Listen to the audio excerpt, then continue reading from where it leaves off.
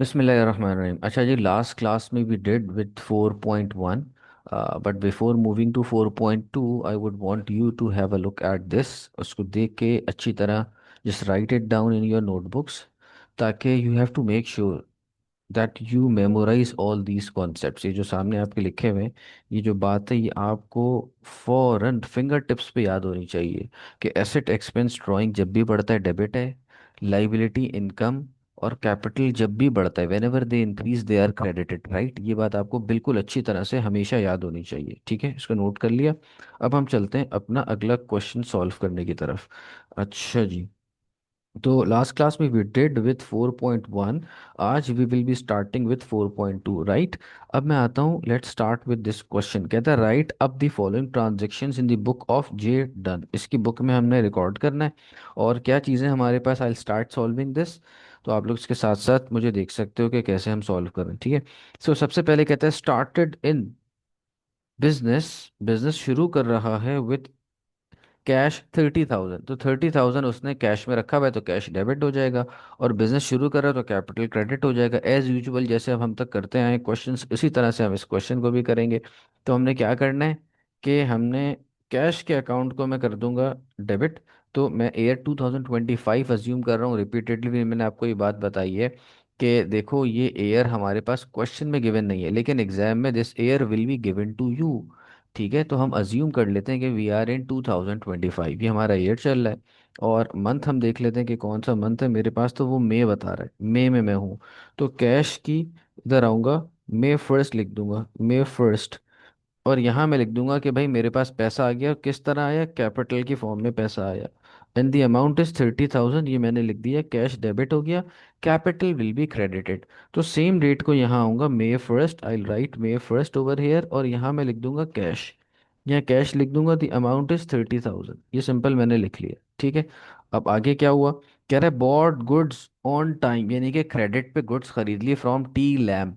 अब जब मैं गुड्स खरीदता हूँ ना, मैंने आपको देखो बात बताई है कि इसको हम परचेजेस से रिकॉर्ड करते हैं। We always record goods with purchases, and purchases is treated as expense. So when expense increases it is debited, similarly when purchase increases it is debited as well.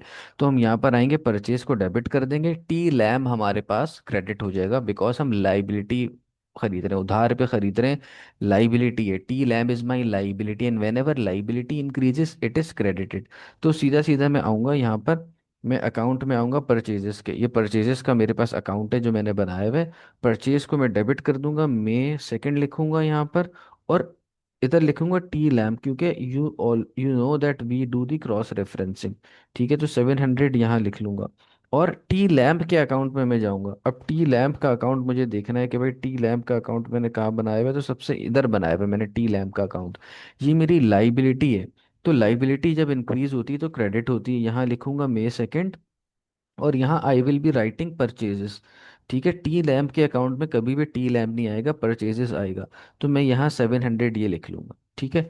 अच्छा जी, अगले क्वेश्चन पर आते हैं। कह रहे हैं कि पेड रेंट, रेंट पे कर दिया बाय कैश 1740। तो जब रेंट पे करूंगा, रेंट इज माय एक्सपेंस, और जब एक्सपेंस बढ़ता है तो इट इज डेबिटेड। तो rent account will be debited. और कैश से जब पेमेंट कर रहा हूँ, कैश कम हो रहा है, कैश कम होता है तो एसेट फॉल होता है। और whenever asset decreases we do a credit entry. तो कैश मेरे पास क्रेडिट हो जाएगा, कैश को मैं आता हूँ क्रेडिट कर देता हूँ। और साथ ही साथ क्या होगा, जो मेरा एक्सपेंस अकाउंट होगा उसको मैं डेबिट कर दूंगा, ठीक है। कैश को मैं यहाँ पर आके कर देता हूँ सीधा सीधा अपने पास क्रेडिट। ये मेरे पास कैश है, तो मैं मे थर्ड लिखता हूँ, और यहाँ मैं लिख दूंगा रेंट। और रेंट कितना है, 1740 मेरे पास रेंट का अमाउंट है। अब आता हूँ रेंट के, देखता हूँ रेंट का अकाउंट मैंने किधर बनाया हुआ है। रेंट का अकाउंट यहाँ बनाया हुआ है, रेंट का मुझे मिल गया। तो मैं यहाँ की डेट लिख दूंगा मे थर्ड। और यहाँ क्या होगा, कैश आ जाएगा, ठीक है, cash, and the amount is 1740। आगे चलते हैं भाई। वो कह रहा है पे 25,000 ऑफ कैश, हमने कैश दे दिया। और कैश कहाँ दे दिया, बिजनेस के बैंक अकाउंट में दे दिया, तो बैंक बैलेंस बढ़ जाएगा। बैंक जब बढ़ेगा तो बैंक विल बी डेबिटेड, क्योंकि एसेट है। इसी तरह कैश से पैसा निकल रहा है, कैश कम हो जाएगा तो कैश क्रेडिट हो जाएगा। तो मैं कैश में क्रेडिट साइड पे एंट्री करूंगा, बैंक में डेबिट साइड पे एंट्री करूंगा, यानी कि कैश से पैसा निकाल रहा हूँ और बैंक में पैसा डिपॉजिट कर रहा हूँ।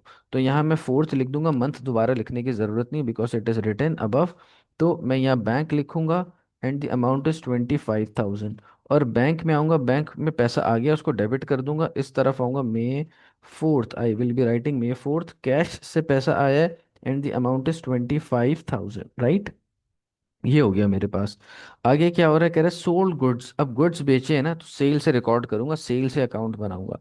और सेल जब भी बढ़ती है तो इनकम है, तो ये क्रेडिट हो जाएगी। किसको बेच रहा हूँ, आर स्टिल। आर स्टिल मेरा रिसीवेबल हो गया, क्योंकि क्रेडिट पे बेच रहा हूँ, यहाँ लिखा हुआ है ऑन टाइम। तो रिसीवेबल जब भी बढ़ता है, रिसीवेबल इज माई एसेट, तो ये डेबिट हो जाएगा मेरे पास। तो मैं क्या करूंगा, सेल्स का अकाउंट बनाऊंगा अपने पास, और सेल्स के अकाउंट को मैं क्रेडिट कर दूंगा। तो यहाँ आते हैं, सेल्स का अकाउंट देखो यहाँ पर मेरे पास बना हुआ है। मैं यहाँ लिख दूंगा मे फिफ्थ। और सेल्स के अकाउंट में आर स्टिल का नाम लिखूंगा, क्योंकि मैं इसको बेच रहा हूँ ना। And the amount is 384। और आर स्टिल के अकाउंट में आऊंगा, आर स्टिल के अकाउंट में आऊंगा और उसको मैं डेबिट कर दूंगा, this is R Still account. और यहाँ पे मैं क्या लिखूंगा, मे फिफ्थ, मे फिफ्थ। और क्या हो रही है, इसको सेल्स हो रही है, तो सेल्स यहाँ पे लिखूंगा और 384 लिख दूंगा।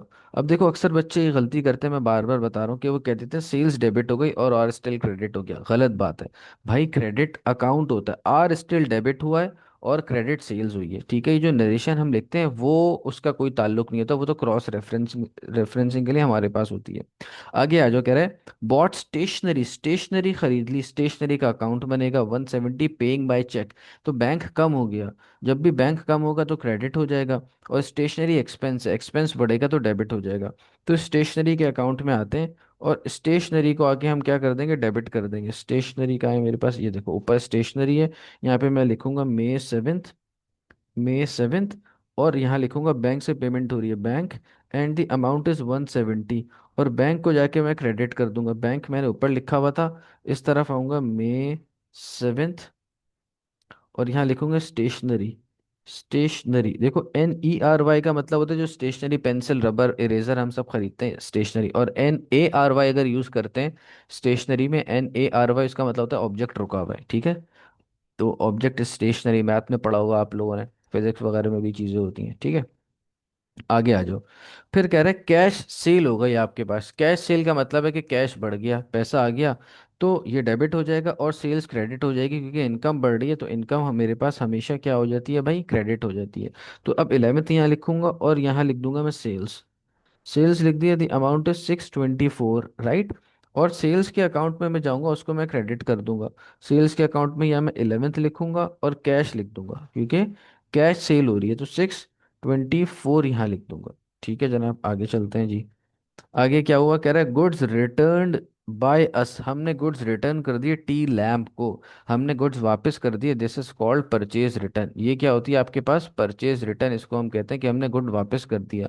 तो देखो परचेज हमने पढ़ा था कि परचेज डेबिट होती है, तो purchase return will be the opposite of purchase. So purchase return will be credited and T lamp will be debited. क्यों, जब टी लैम्प को चीज वापस कर रहा हूँ तो माई लाइबिलिटी इज फॉलिंग, और जब लाइबिलिटी फॉल होती है तो हमने पढ़ा हुआ है इट इज डेबिटेड।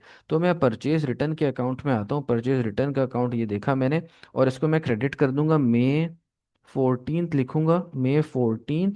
और यहाँ टी लैम्प का नाम लिखूंगा, परचेज रिटर्न में हम कभी भी परचेज रिटर्न नहीं लिखते, 80।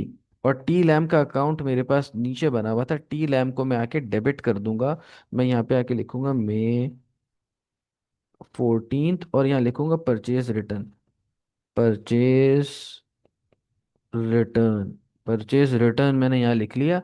And the amount is 80। अब ये देखो बात आपको सामने नजर आ रही है कि हमने 700 का उससे मटेरियल खरीदा, 80 का वापस कर दिया, तो बैलेंस कम हो रहा है, 700 माइनस 80।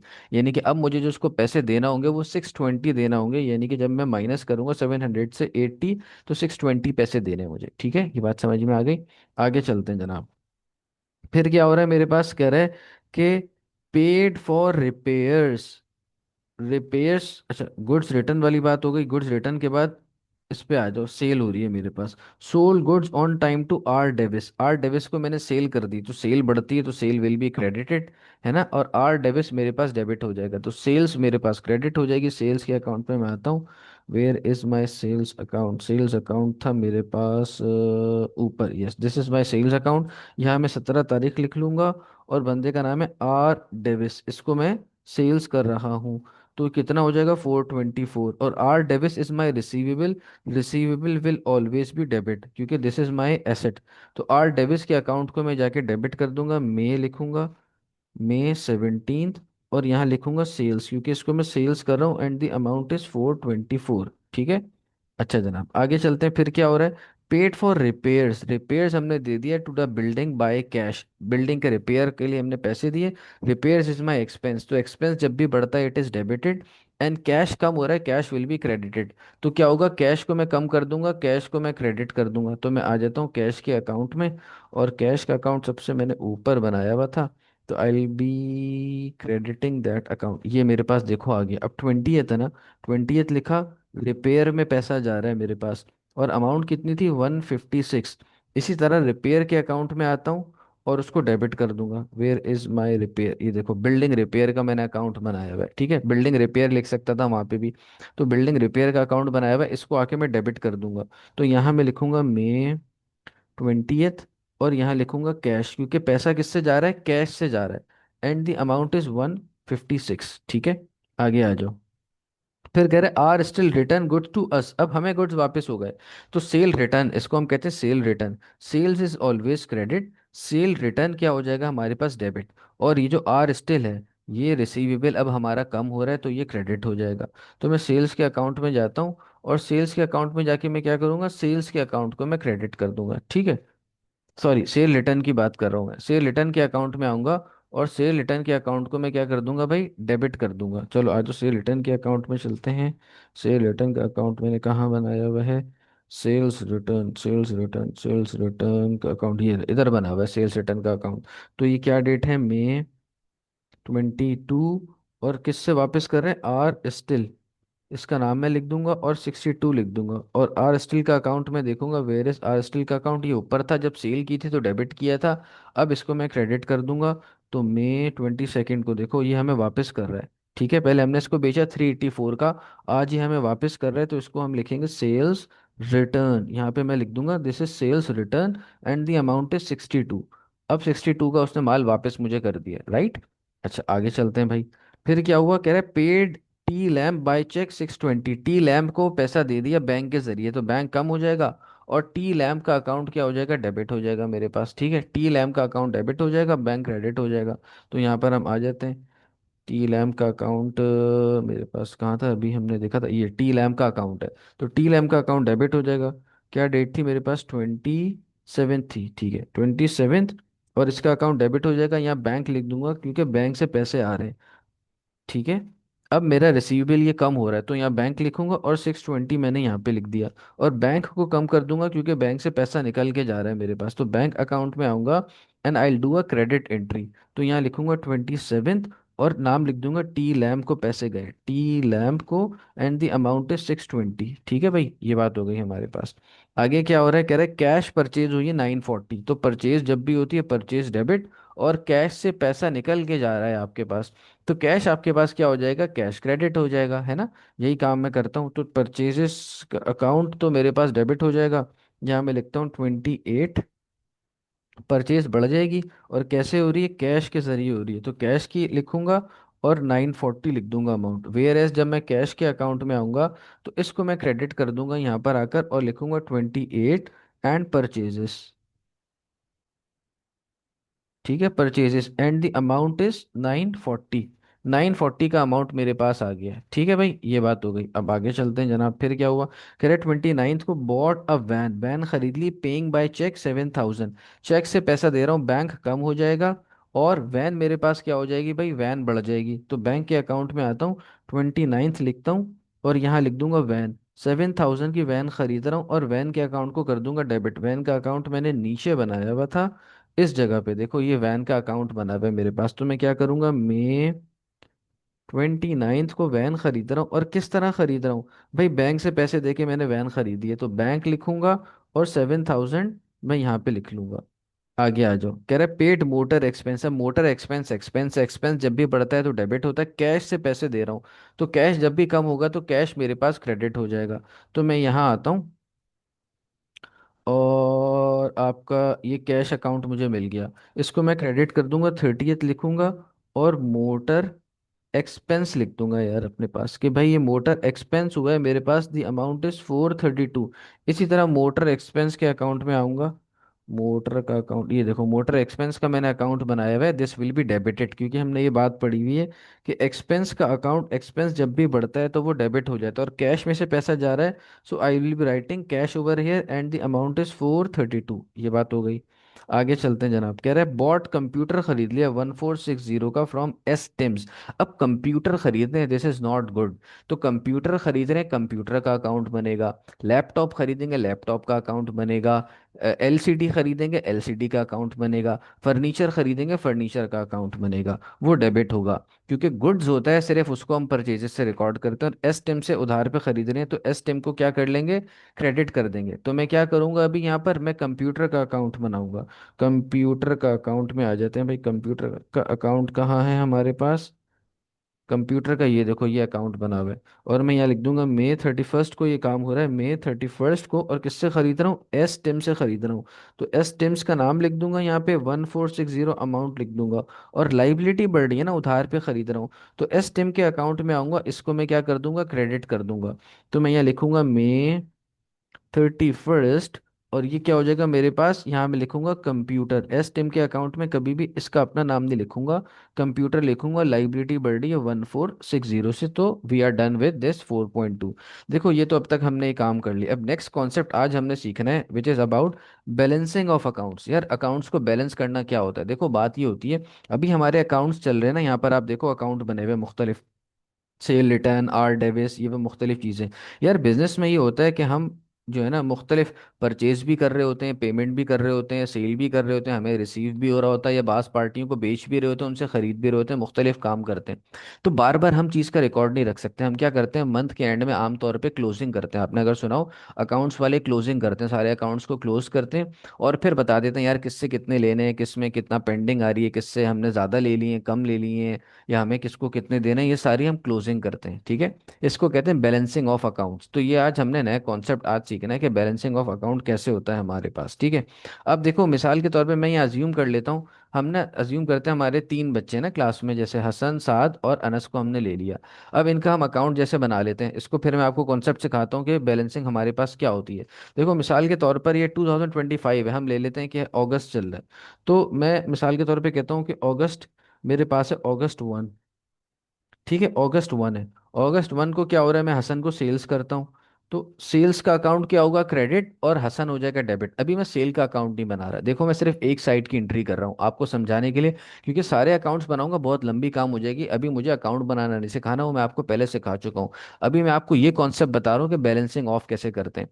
तो मैं सिर्फ एक साइड की एंट्री कर रहा हूँ, ठीक है, ये बात समझ रहे हो, एक साइड की एंट्री कर रहा हूँ, दोनों तरफ की एंट्री नहीं कर रहा। मतलब होना क्या चाहिए, अगर मैं सेल कर रहा हूँ ना, तो मैं एक सेल्स का भी एक और अकाउंट बनाऊं, यहाँ पे सेल्स का अकाउंट बनाऊंगा और उसको क्रेडिट करूंगा, यहाँ पे लिखूंगा हसन। और जो भी अमाउंट है, लेट सपोज हम अज्यूम कर लेते हैं 144 की अमाउंट है, 144 यहाँ लिखा, तो आई will be writing 144 over here. ये मेरी कंप्लीट एंट्री है। लेकिन अभी मैं आपको ये अकाउंट बनाना नहीं सिखा रहा हूँ, अभी मैं आपको अगली चीज़ सिखा रहा हूँ। तो मैं ये दूसरा अकाउंट नहीं बना रहा, सिर्फ एक एंट्री कर रहा हूँ अपने पास, मैं अभी इसको मिटा रहा हूँ सेल्स वाली चीज़ को। अभी मैं सिर्फ हसन का अकाउंट बना रहा हूँ। मिसाल के तौर पर 1 तारीख को हसन को सेल की 144 की, फिर मैं कह लेता हूँ 19 तारीख को मैंने हसन को फिर सेल्स की, एंड द अमाउंट इज कह लो कि 300 ले लो। ठीक है, फिर क्या हुआ, आप कह लो कि August 22 को हसन ने मुझे पेमेंट कर दी, और कैसे की, बैंक के जरिए की। तो यहाँ मैं बैंक लिख देता हूँ। कितना, 144, जो पहली पेमेंट थी वो इसने कर दी। फिर क्या हुआ, 28 को उसने मुझे दूसरी पेमेंट भी कर दी, तो बैंक में ही की दोनों, तो ये 300 हो गया। ठीक है, अच्छा अब आगे क्या हुआ, 7 को भी मैं माल बेच रहा हूँ। तो 7 के लिए क्या हुआ, ये समझो August 1 है मेरे पास, August 1 को मैंने 7 को सेल्स किए। ठीक है, फिर कह लो कि 25th को 7 को सेल किए, फिर कह लो कि 30th को भी 7 को सेल किए। इन 3 दिनों में मैं 7 को सेल्स कर रहा हूँ। अब अमाउंट सोच रहे हो क्या है, इसको हम कह लेते हैं 158 कह लेते हैं। ठीक है, इसको कह लेते हैं 206, इसको कह लो 118, ऐसे रैंडम हमने नंबर पिक कर लिए। अब साथ साथ क्या कर रहे हैं कि अगस्त कह लो 28 को साथ ने मुझे पेमेंट की, कहाँ पर, बैंक में पेमेंट की। और कितनी पेमेंट की, 158 की पेमेंट की है साथ ने मुझे, ठीक है, 158 की पेमेंट की है साथ ने, बाकी पेमेंट नहीं की। अच्छा फिर क्या हुआ, अनस की एक और हमने एग्जाम्पल ले ली। अनस को भी हम क्या कर रहे हैं, अनस का मैं लिख लेता हूँ अगस्त। लेट सपोज अगस्त 18 को ही हम अपनी तरफ से एग्जाम्पल बना रहे हैं कि मैंने अनस को सेल की है कितनी, 51। ठीक है। और फिर कह लो कि, बल्कि एक ही रख लो इसको, इतना काफ़ी है, ठीक है, बस इसने कुछ नहीं किया आगे, बस ये इतना ही रख लो, ठीक है। अब क्या हुआ हमारे पास, देखो अब मुझे क्या करना है, अब मुझे कॉन्सेप्ट समझना है बैलेंसिंग ऑफ ये क्या होती है। तो बैलेंसिंग ऑफ का कॉन्सेप्ट ये है कि अब आज आखिरी डेट है ना, हम अगस्त में 31 का महीना होता है, तो आज 31 को हम बैठेंगे और हम देखेंगे कि भाई किससे कितने पैसे लेने, क्या करना है। तो देखो दोनों साइड्स का हम बैलेंस करते हैं। हमने पहले ये, this is my debit side, यहाँ मैं लिख देता हूँ, this is my debit side and this is my credit side. तो डेबिट साइड का बैलेंस करो, 144 + 300। तो ये आपके पास क्या आंसर आ रहा है, 144 + 300, ठीक है। 144 + 300, तो ये आंसर आ रहा है 444, ये मेरे पास आंसर आ रहा है 444, ठीक है। आंसर आ रहा है मेरे पास 444, ये 444 आंसर आ रहा है मेरे पास, तो मैं क्या करूंगा, इधर मैंने लिख दिया 444, ठीक है। अच्छा दूसरी तरफ का टोटल क्या है, वो भी इतना ही आ रहा है मेरे पास, 444 आ रहा है, ठीक है। तो दोनों तरफ इक्वल हो गई मेरी, ये दोनों तरफ इक्वल हो गई, तो यहाँ तो मुझे कोई काम नहीं करना पड़ा। तो मैंने क्या किया, दोनों तरफ को बराबर कर दिया कि भाई जितना डेबिट है उतना ही क्रेडिट है मेरे पास। अब बैलेंसिंग ऑफ का तरीका क्या होता है, एक लाइन आपने ऊपर लगाई, दो लाइंस आप नीचे लगाएंगे, इस तरह से करके ये हम बैलेंस ऑफ कर देते हैं अकाउंट को, दो लाइंस में नीचे लगाऊंगा, एक लाइन, दूसरी लाइन, ये कर दिया, अकाउंट क्लोज हो गया। मतलब ये साल के, ये जो महीने का एंड हुआ, तो हसन को ना कुछ लेना है इससे ना देना है, मुझे ये काम करना था। अब आ जाओ सात के अकाउंट में, सात के अकाउंट में क्या हो रहा है कि इसको देखो, मैंने 158, 206 और 118 का माल बेचा था, but he has only paid 158, तो रिमेनिंग रह गया। तो 206 और 118 को सम करो, कितना आ रहा है। तो इसको मैं सम करता हूँ, 206 + 118, तो आंसर आ रहा है 324, 324 मेरे पास आंसर आ रहा है। तो अब अगर आप देखो, तो मेरी डेबिट साइड देखो, मेरी डेबिट साइड पे अगर मैं इसका टोटल करूँ तो वैल्यू आ रही है, इन तीनों का सम कर लो, तो वैल्यू आ रही है 482। और अगर क्रेडिट साइड देखो तो 158 आ रहा है। पिछली क्वेश्चन में तो दोनों चीज़ें बैलेंस हो रही थी, यहाँ पर दोनों चीज़ें बराबर नहीं है। ये 482 आ रही है डेबिट साइड और क्रेडिट साइड आ रही है 158। अब क्या करना है, हमने करना ये है कि इनको बैलेंस करने से पहले दोनों साइड्स को बैलेंस करना है। देखो ना, ये आपका अगर, ये एक हम कह लेते हैं, ये जो प्लैंक होता है हमारे पास, ठीक है, ये यहाँ पर है। अब यहाँ पर अगर मैं दूसरा वेट डालूंगा, तो फिर ये बराबर होके इस तरह से हो जाएगा ना मेरे पास, मुझे बराबर करना है, तो जो साइड, मतलब जिसपे वेट कम है, वहां पे हम ज्यादा डालेंगे ताकि ये बराबर हो जाए। तो अब देखो, ये मेरे पास लाइटर साइड है, ये मेरे पास लाइटर साइड है, और दूसरी साइड मेरे पास हैवियर है, ये इधर मेरा झुक रहा है, ठीक है। अब मैं क्या करूंगा, जो लाइटर साइड है उधर वेट डालूंगा, ताकि दोनों साइड्स बैलेंस हो जाए, मुझे बैलेंस करना है, ठीक है। अब क्या होता है मेरे पास, इसका हमने तरीका निकाला है कि अकाउंटिंग में क्या करते हैं, जब हम ये देखते हैं कि यार ये तो 408 आ रहा है मेरे पास, और द अदर अमाउंट इज 158, तो अब डिफरेंस कितना आ रहा है, 408 में से आप माइनस करोगे 158, तो डिफरेंस हमारे पास आ रहा था, हमने पहले ही निकाल लिया था, 324 का फर्क आ रहा था। तो 324 का जो फर्क है ना, वो 324 देखो, अगर मैं यहाँ डाल दूं तो दोनों चीज़ें बैलेंस हो जाएंगी ना, आप कैलकुलेट करो। 324 अगर मैं यहाँ डाल दूं तो दोनों साइड्स बैलेंस हो जाएंगी मेरे पास। तो अब क्या करेंगे, हम ये करते हैं कि लास्ट डेट पे हम जाते हैं, और अगस्त की देखो 31 लास्ट डेट होगी, यहाँ मैं लिख लूंगा 31, 31 लिख ली लास्ट डेट। अब यहाँ मैं लिखूंगा बैलेंस सी डी, क्या लिखता हूँ भाई, बैलेंस सी डी, इसका मतलब क्या होता है, carried down. Balance C D का मतलब क्या है, यहाँ मैं लिख रहा हूँ, देखो कैरीड डाउन, इसका मतलब है कैरीड डाउन, कैरीड डाउन।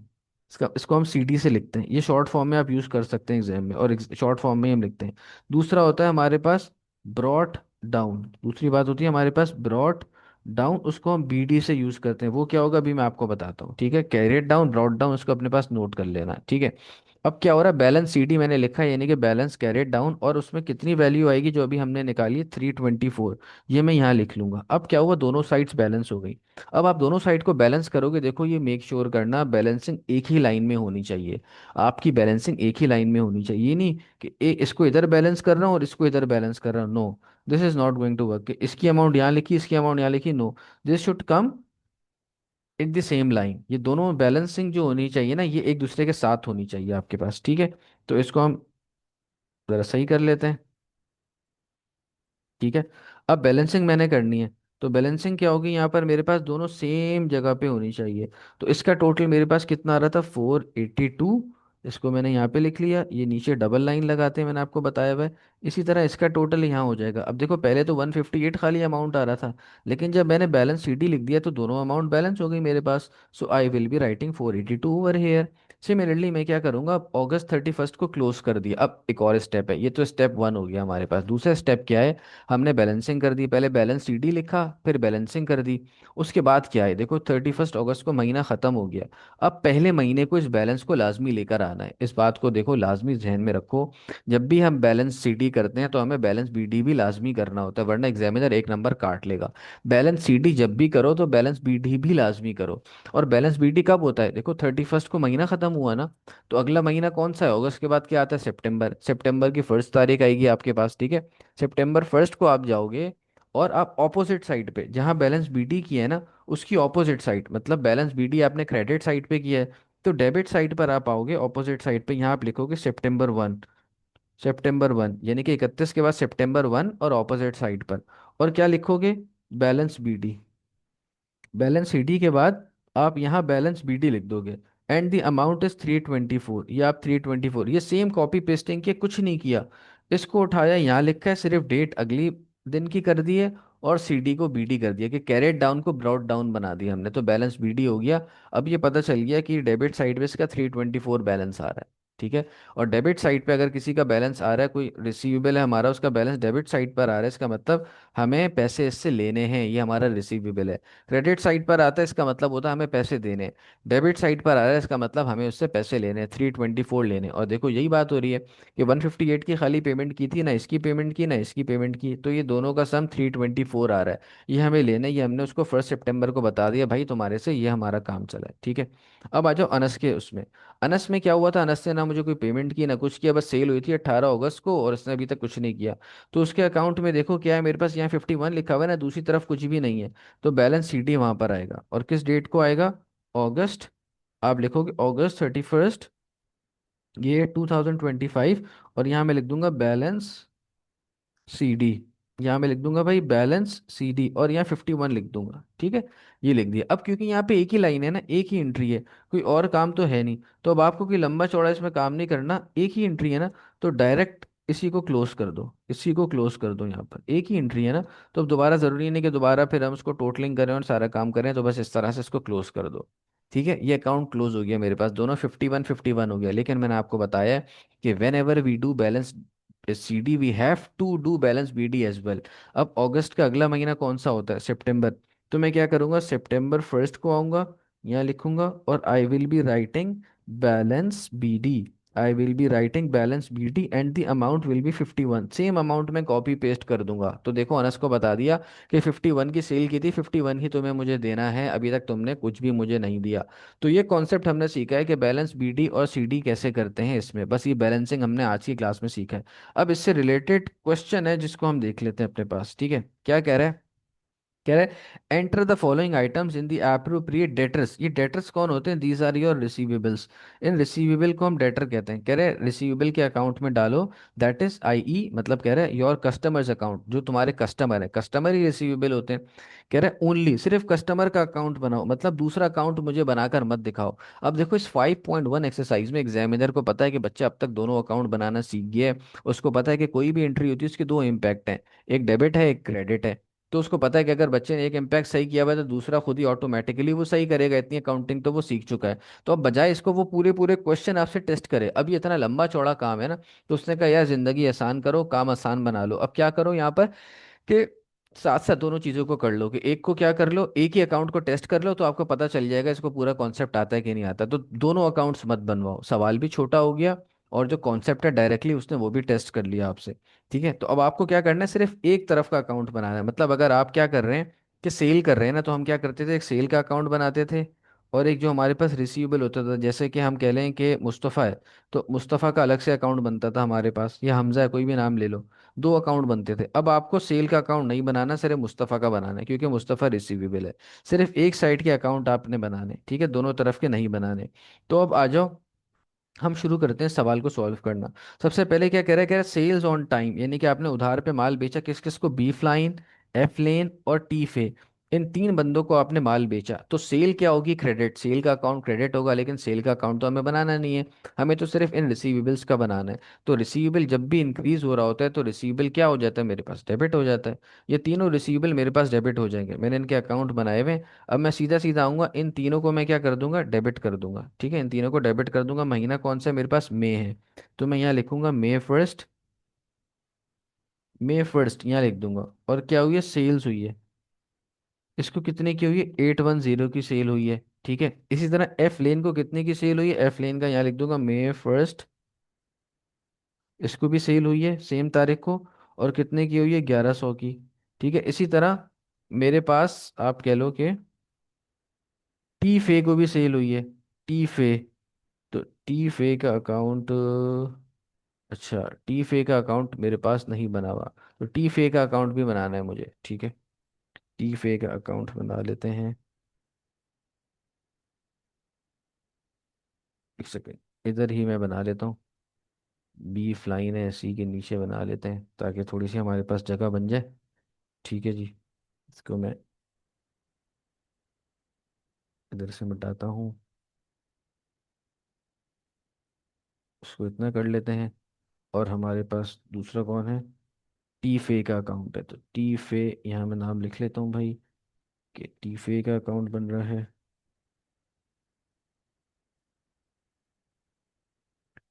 ठीक है जी, ये हम यहाँ लिख लेंगे टी फे। ये इसका अकाउंट बन गया। यहाँ पे हमारे पास करेंसी आ गई, सॉरी करेंसी हमारे पास पाउंड में है, तो पाउंड में लिखेंगे इधर। और दिस इज 2025, 2025 लिख लो यहाँ पर। और इसको भी सेल हो रही है हमारे पास, तो हम क्या करेंगे?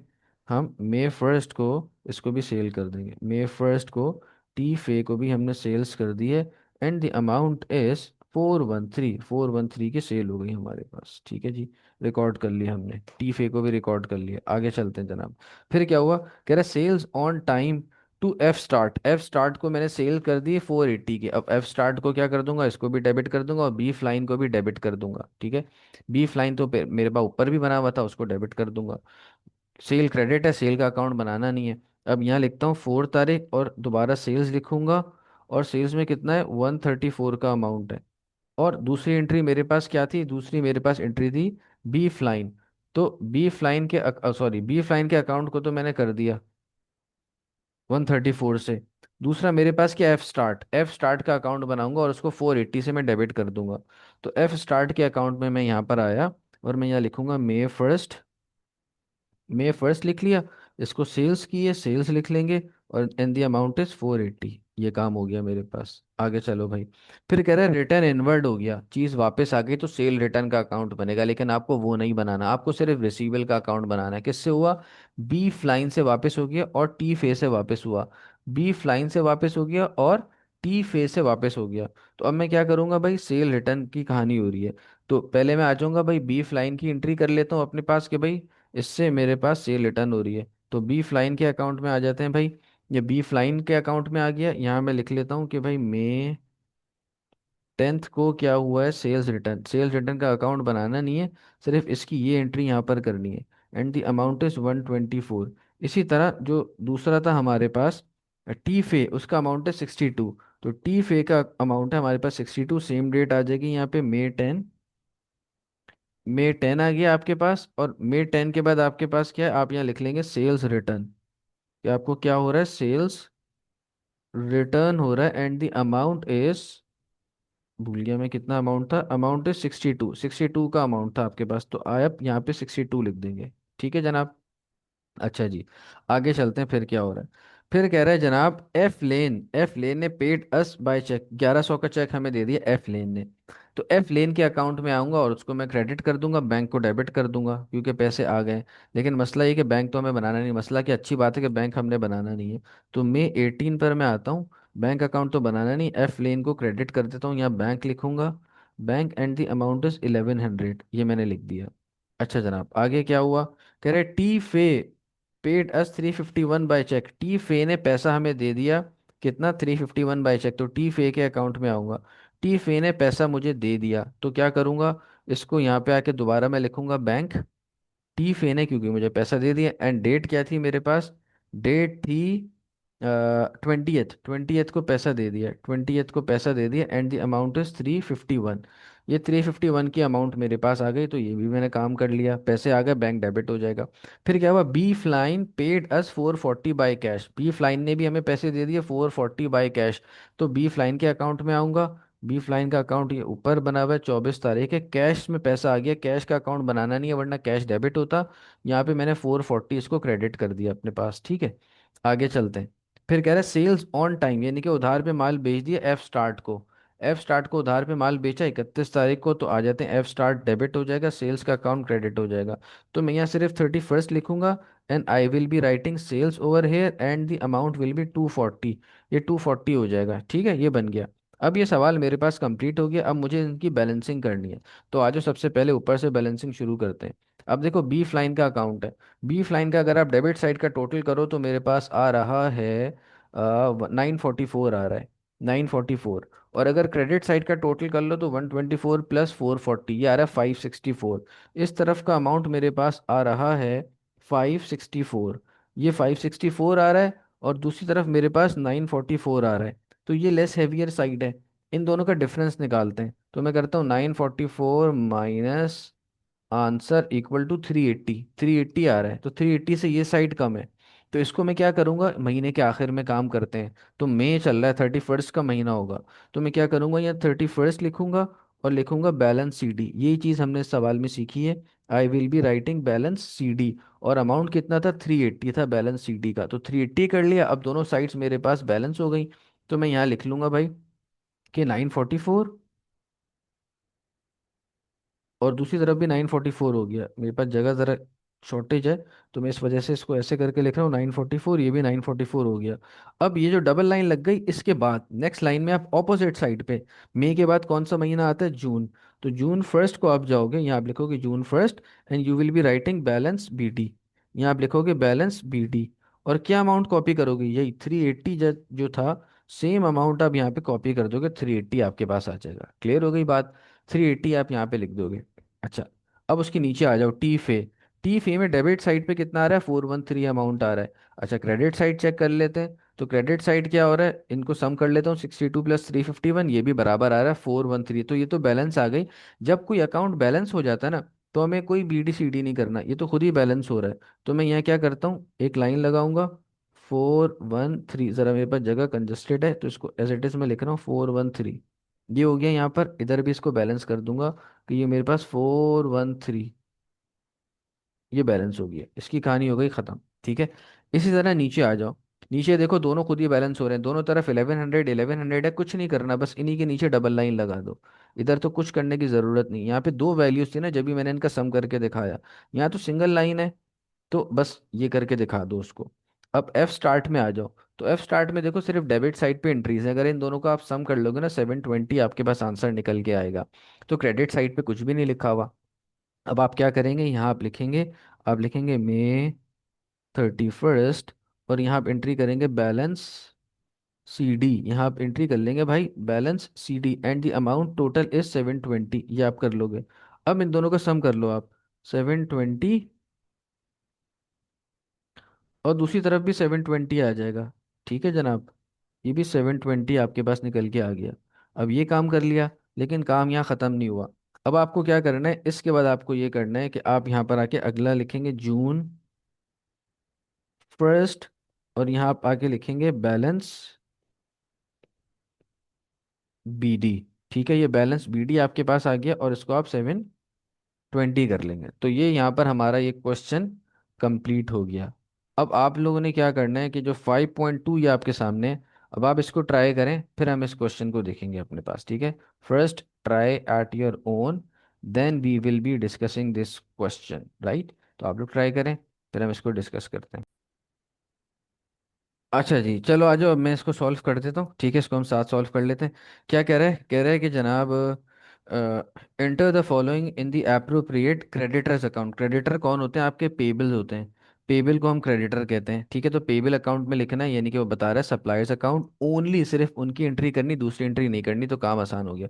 डू नॉट राइट अब दी अदर अकाउंट, ठीक है, हमें पता चल गया। Then balance of each of this personal account, इन सारे पर्सनल अकाउंट को बैलेंस करो। अच्छा, पर्सनल अकाउंट क्या होता है, ये एक बात है, मैं आपको थियोरेटिकल है, ये मैं आपको नेक्स्ट क्लास में इंशाल्लाह बता दूंगा कि पर्सनल अकाउंट और इम्पर्सनली क्या बातें होती हैं सारी, नॉमिनल अकाउंट और इस तरह की, ठीक है।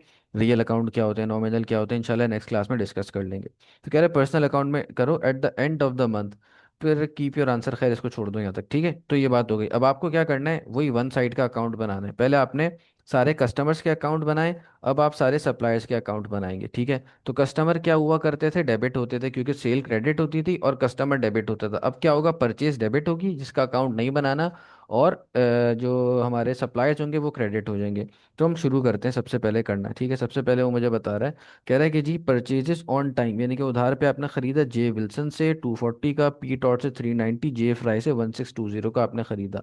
चलो आ जाओ, अब हम इनमें एंट्री कर लेते हैं। सबसे पहले मेरे पास क्या हुआ, परचेजेस हुई, तो परचेज विल बी डेबिटेड और ये क्रेडिट हो जाएगा। महीना मेरे पास क्या है, जून का महीना है, तो मैं यहाँ लिखूंगा जून फर्स्ट, और यहाँ लिख लूंगा परचेजेस, ठीक है। ये मेरे पास परचेजेस आ गई, और परचेजेस की अमाउंट कितनी है, मेरे पास 240 है, ठीक है जनाब, इसने खरीद लिया। दूसरा कौन थे, पी टॉट साहब थे हमारे पास, उन्होंने भी खरीदा था। तो जून फर्स्ट, और परचेजेस यहाँ मैं लिखूंगा, परचेजेस, और अमाउंट कितनी है, 390, ये मेरे पास आ गया। अच्छा जी, इसी तरह हमारे पास जे फ्राई साहब थे, उनको भी हमने बेचा था। तो जून वन परचेजेस, इधर लिखूंगा, और 1620 से इनके अकाउंट को मैं क्रेडिट कर दूंगा, ठीक है। यही बात थी हमारे पास, आगे आ जाते हैं।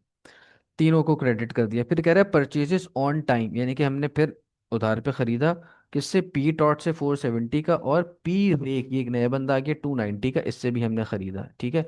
तो इन सबको दोबारा हम क्या कर देंगे, क्रेडिट कर देंगे।